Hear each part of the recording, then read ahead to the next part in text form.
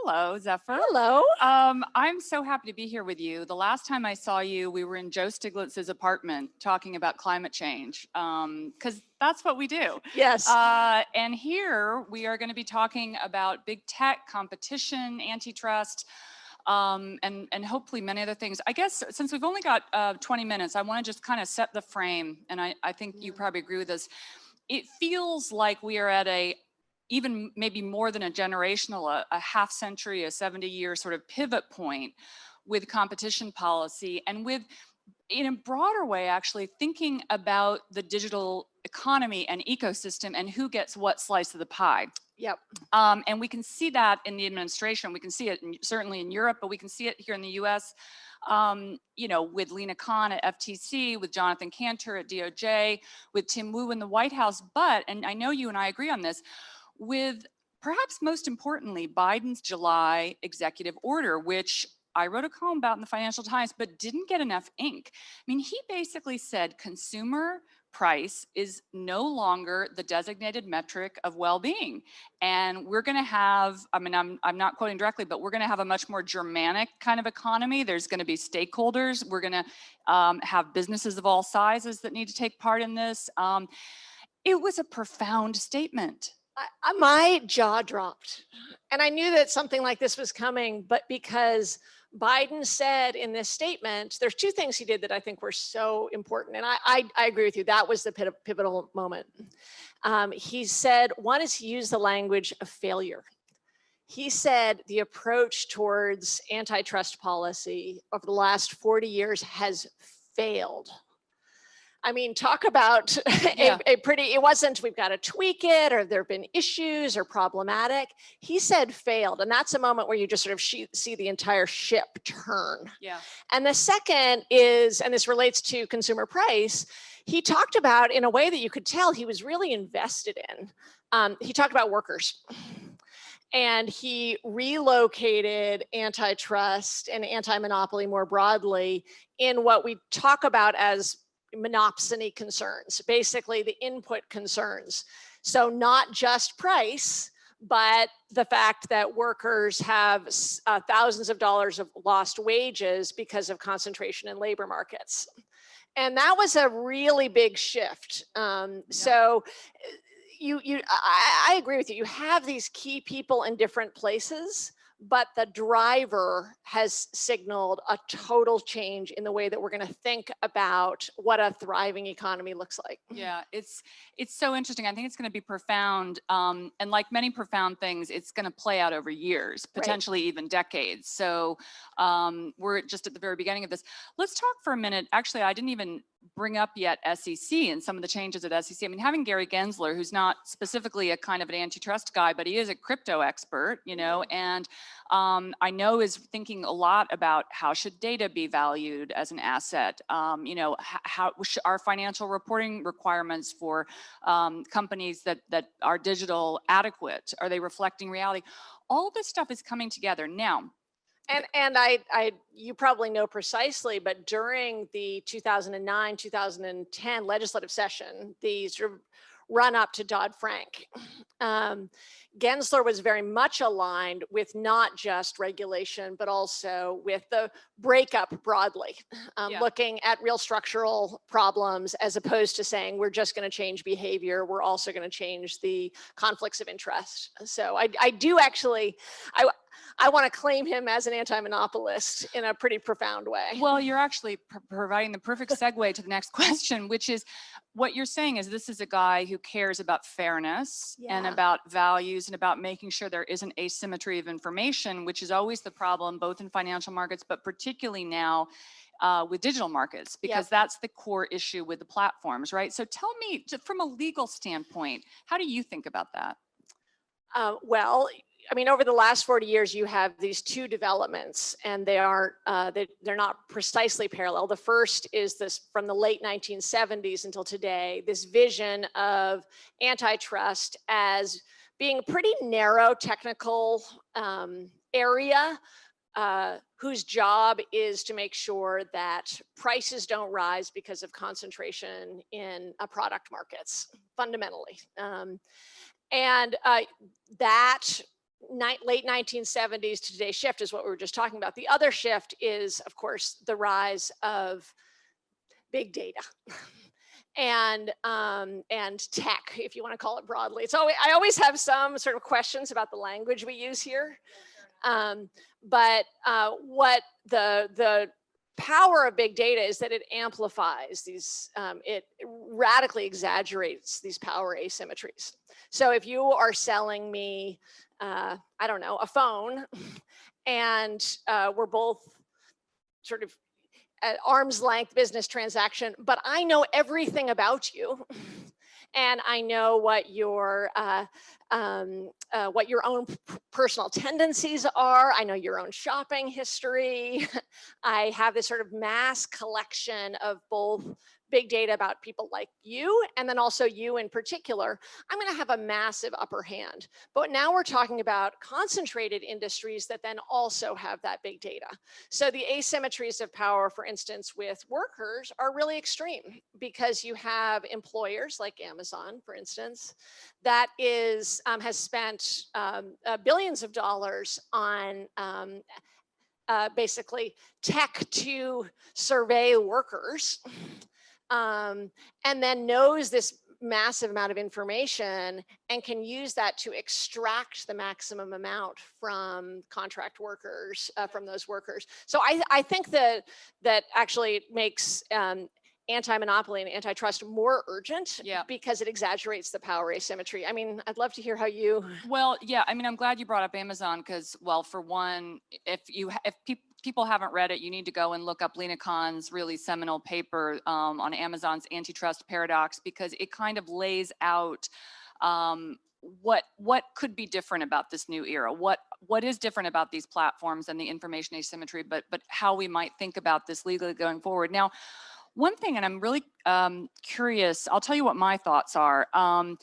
This new Brandeis School, as some people call it, which Lena is a part of, which you are certainly a part of. I love, because you guys are acknowledging that there is a political economy. Hello, politics exists, power exists in the world today, woohoo, which amazingly economists generally leave out of their models, which always blows my mind. But, and I'll just play devil's advocate for a minute, the criticism is, all right, yeah, consumer price really can't be the only metric in an age in which essentially digital platforms are engaging in barter transactions that are not priced clearly in dollars. So that kind of makes the economic laws of gravity stop working. But what do you use as the metric, and how do you make sure that a legal framework going forward doesn't get politicized? If you're thinking about power and, okay, this company has too much power, well, how do we quantify that? How do we make it fair? Yeah, I actually don't know that we should return to the framework that we had before the 70s. And it's an area where I've actually shifted some of my thinking, that the solutions to a similar problem at a different time might be different. And I actually think that's important to get away from any kind of utopian thinking and understanding that all political economies are dynamic. So I think, given our current judiciary, and I've written about this, it's important to move antitrust and anti-monopoly more towards a business torts kind of model, which does actually withdraw some real discretion from enforcers. Because I think what you're talking about is, I don't think there's a problem with laws having multiple purposes. Many laws have multiple purposes, and the Bork critique of there's sort of a background belief that antitrust law needs to have one purpose seems to me to be silly. An area which I study a lot, anti-corruption laws. We have laws that shape how much money you can give in politics, both to limit corruption and to encourage participation. It's not, you don't need a single purpose. But I do think that the scope of discretion in the long term should be more constrained, because the nature of the judiciary, both because of who in particular is in the judiciary, but also because we've had 40 years of a consumer welfare ideology that's been in law school training. So with that, I think we should move towards more bright line rules. And that is also a return to history. It's just different points in history. Looking back to late 19th century, as sort of proto-antitrust, anti-monopoly rules. Now, Well, in the short term, though, we have an emergency.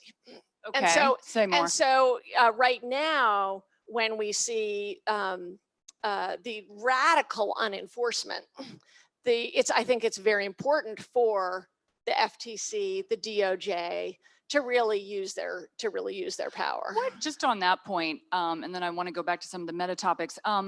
What difference do you think the Facebook whistleblower case is going to make? I think it sort of was a big case at the right moment.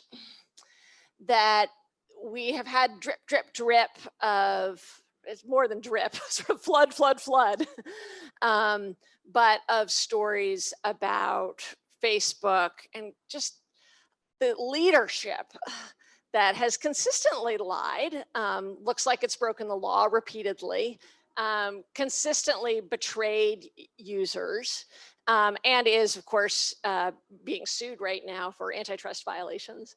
But the whistleblower came at a moment where I think people were hungry to grab onto, like there's a vague understanding of the deep problems in Facebook, and it just made it really concrete for a lot of people. I mean, Yeah. So my take is, yeah, that it put it clearly in plain English on the front page in a consistent way. But I've been thinking about this in terms of, there's now, I believe, 4 pieces of legislation up to reform Section 230, which I'm sure everybody already knows, but that's the loophole that allows the platforms to not be legally liable for content, no matter how sort of incendiary it is. And there's certain carve-outs for, I think, child sex trafficking and just a couple of really odious things, but pretty much you can still do what you want. One of the issues I was thinking is we still don't, despite, okay, we now see that, you know, these platforms are making money by doing things that if they were actually doing them in the bricks and mortar world would be illegal. Yes, they'd be going, yes. you know, people would be going to jail. But how do we change the carve out? What's the language? And, you know, 4 pieces of legislation on the one hand, yeah, that shows you know, a tailwind. On the other hand, it's like, oh God, are we ever going to get to yes on this? What's your take? Wow. Well, I mean, we're seeing how hard it is to get legislation through, just to be blunt about it. It's really hard. And I do think it's an area where there's a dynamic interaction. Well, two things. I wrote a little piece about what do we talk about when we talk about 230, because 230 has become a way to talk about a proxy. It's become a proxy for different things for different people. And so a lot of the debates are almost incoherent because people are truly talking past each other. I hope we come to consensus on a few limited things at least. One is that, in effect, we've been talking about the economy, but let's talk about democracy for a second, which are related. We are in a remarkably humiliating situation for a democracy. To have Facebook and Google have such control over the information that we read, especially the political information that we read. And that I hope we can come to an agreement. And I think that's sometimes harder for people who want to just press Facebook to change its policy, that is an untenable democratic situation, that we cannot have that sort of stranglehold of the ad tech duopoly. Yeah. Well, and that requires an ideological shift that I don't think we're quite there yet. Right. And I mean, I think what you're getting at is maybe, you know, cue Shoshana Zuboff, you know, maybe we need to just say no more targeted advertising. Well, I think we should have a ban. But politically, is that feasible at a time when, I mean, frankly, I'll just cop and say even the FT, which is about the most subscription-based high-end model, we are definitely tracking everything you do on our website. You know, I mean, this is, everyone is monetizing now, and that's the thing. And actually, it's like the rush after Citizens United, where at first there's all these opponents, and then people are like, "Hey, I got my own super PAC over here." So it's really hard to wean people. My hope is, and there's some advocacy on this, that we can highlight targeted advertising for under 18-year-olds. You know, that there's particular areas where we should see the way in which this is truly unhealthy and dangerous. And it's been terrible for the news. It's been terrible for the news ecosystem as well. Well, so the title of, go ahead, sorry. No, and look, I know banning targeted ads is hard. But if you don't put it on the table, then you can't. I think for a long time, it was just sort of seen as not said in polite company. And that's changed. Right, that has changed. Yeah, big time. I mean, the thing is, this is such a, I'm looking up at the clock and saying that the title of our session is Why America Needs to Break Up Big Tech, but actually as simple and sort of impactful as break them up is, it's really not the whole thing. We're talking about, this is, to my mind, and I'm curious if you would agree with this, what we're really talking about here, if we pull way, way back, is I would say 70-year pivot away from neoliberalism in its kind of unfettered, you know, let capital goods, people go wherever, data, go wherever it wants, to a, wait a minute, what, you know, we still have politics done at the level of the nation state. We know capital can travel anywhere it wants, so data goes even faster. So how do we make sure that the global economy doesn't totally disconnect from national politics? And I know that's probably, well, I don't know where David is. He's like trying to rein me in right now. But I mean, maybe the good news here is that there's not a silver bullet. Maybe there's lots of different fixes, and we've kind of touched on a few. You mentioned Amazon. You know, it's possible that a company like Amazon that is both the marketplace and selling its own products could be split in some easier way than Facebook might, but maybe the 230 tweaks start to get at Facebook, right? I mean, no, I think that's right, and I think the good news is, to return to Biden and what's happening, we're actually seeing some really significant shifts. And you may not be seeing it in the news, but you can now go to your local repair shop to get your iPhone repaired.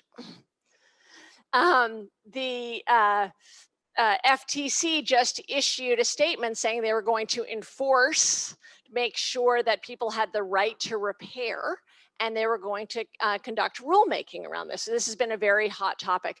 Almost immediately, both Microsoft and Apple changed their own policies and practices.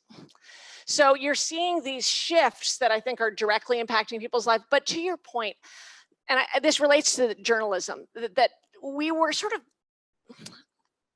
there is no perfect golden age, but we were lucky to stumble into an economy that supported local journalism for a long time. And we had an economy with some relative union power for a long time. And to your point, I think what tech has done, what big data has done, is revealed the psychopathy of our current rules when they are let run wild. And so the big debate that we are blessedly having is, what does a moral economy look like? What does a fair economy look like? So you're seeing the language of fairness.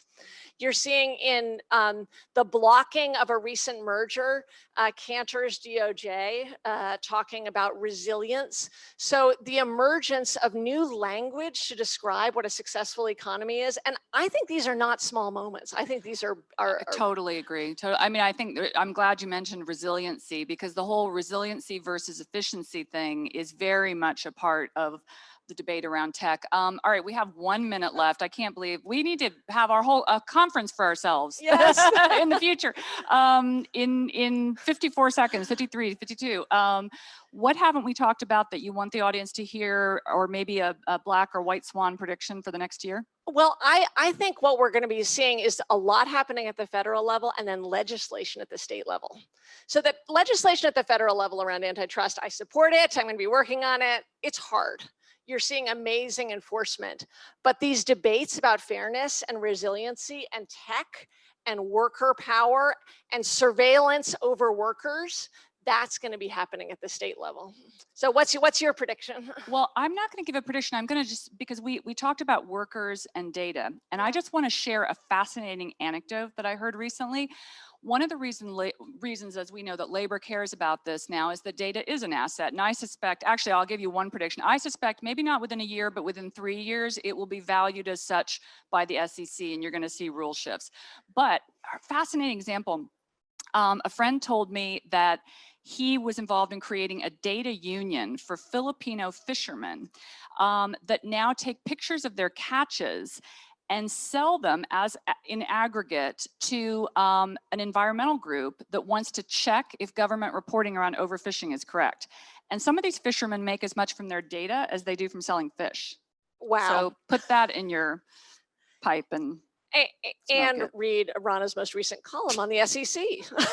That was a nice plug. Thank you, Zephyr. Thank you, David. Thank you, David.